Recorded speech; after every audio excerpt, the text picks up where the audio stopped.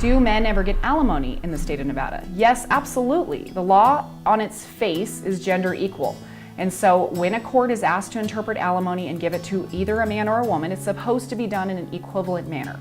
In practice, have I found that men get as much alimony as women in the same circumstances? No, to be honest, I do not find that. I'm not sure if that's fair or unfair. If you look at the statistics in the world, as far as women are still making, I think, 70 cents on the dollar for every man. And if you look at divorce, 3 years after a divorce, men are much better financially off than women are. And so I think the court considers those factors when giving men alimony because they know they are likely to get a better and higher paying job in the workforce if they go back to work, but they do in fact get alimony. I would like to see it more equated, but at the time that it's currently being applied, it's not quite equal.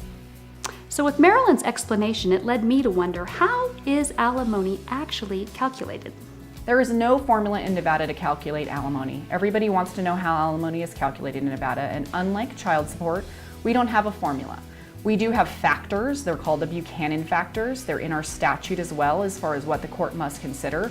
And it's things like age of the parties, what assets they have at the end of the divorce, whether one party put the other one through school, like we'll have a housewife who worked a second job so her husband could finish his residency and become a doctor. In those circumstances, she's going to get a lot more alimony than somebody that married a person that's already a doctor.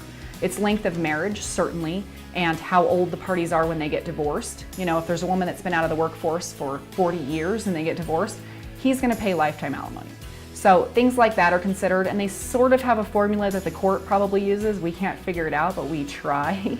It's something between the net difference in the parties' incomes or gross difference, depending on the judge.